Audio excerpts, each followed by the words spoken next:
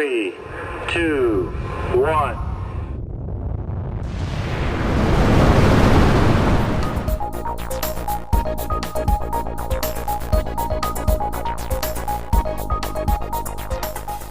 In this series of videos from Practical Tips for Rocket Engineering, we're going to be looking at fixtures and fittings for your feed systems and your rockets.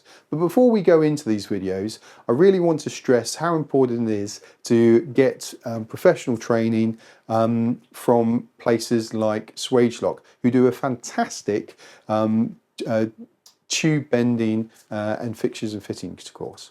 However, what I'm going to go through is some of the tips and tricks that I've picked up on the way.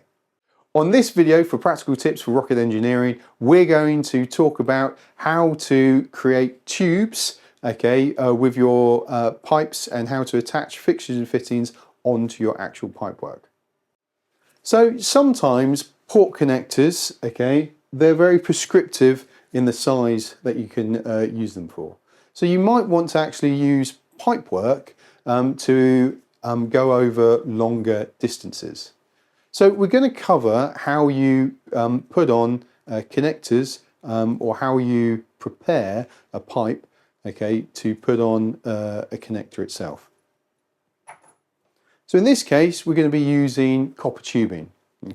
So first of all, you need to measure the length that the tubing requires. So let's say in this case, we need a 10 centimeter tube. So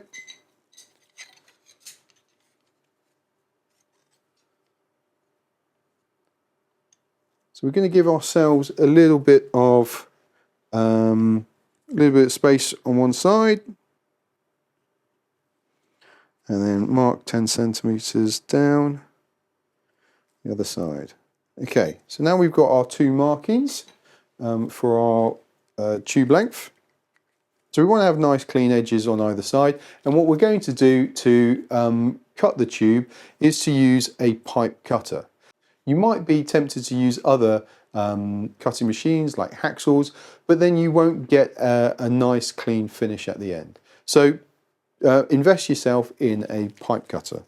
So give yourself enough distance, put the pipe into the pipe cutter, and what you'll notice, is that you'll have two rollers, to effectively put the pipe on, and then you've got a blade as well.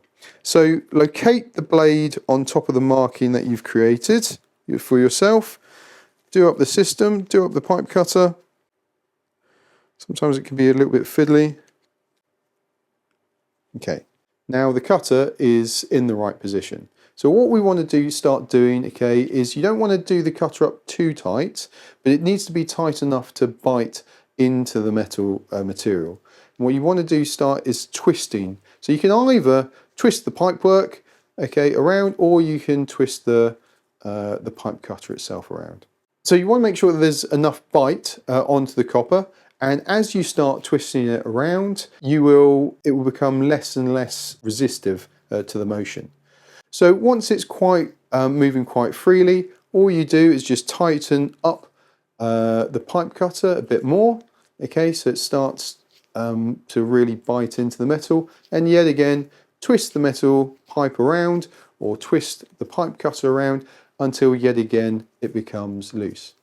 Right? And you do that, you keep doing that process, and this may take some time to do, maybe a couple of minutes.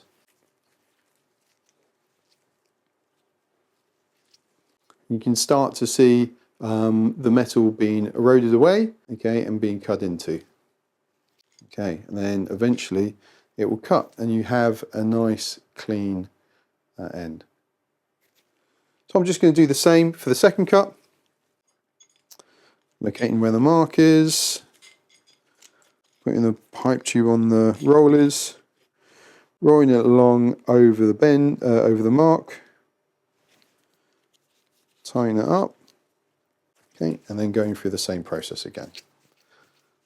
So twisting it until it starts to become less resistive, tightening up the pipe cutter, you can see it cutting into the pipe.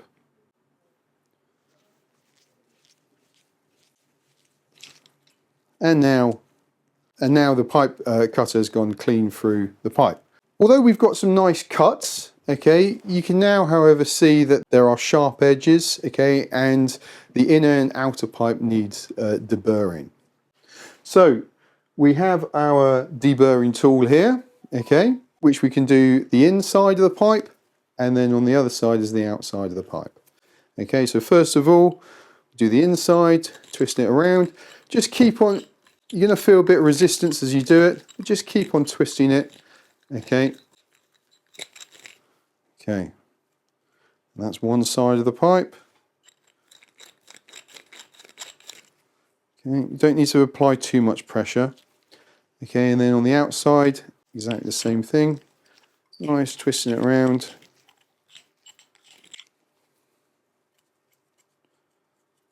Okay, then let's do the other side. And let's have a look at that.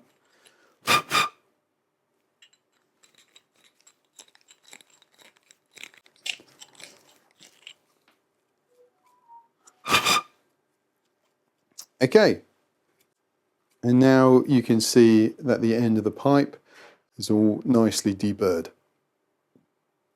Okay, so once we've got our deburred pipe, okay, we would clean it again, okay, put some isopropanol through it, okay, make sure we got rid of any of the cleaning or cutting agents that we might have used in the in it, or just got rid of the grease from our hands or from our manufacturing processes.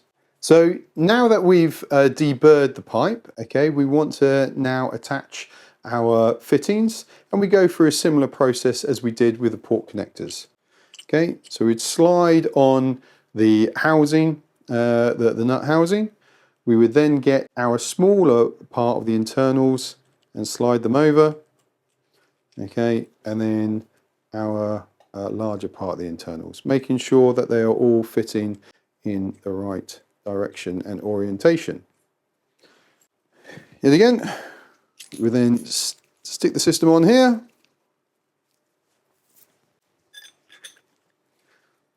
Crank this up.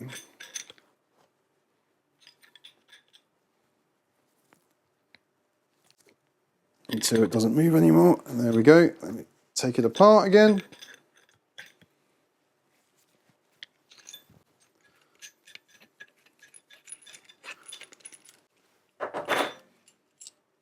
And there we go. We have now got our fixture and fitting tightly on our copper pipe.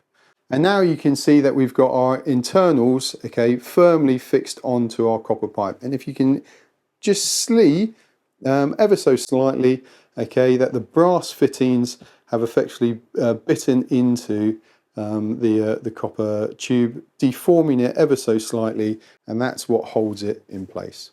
So we would do exactly the same on the other side, okay, and then we would then have our pipe fitting to connect our pressure system together. So that's how you put together a pipe fitting for your pressure systems. If you've liked the video, please like and subscribe.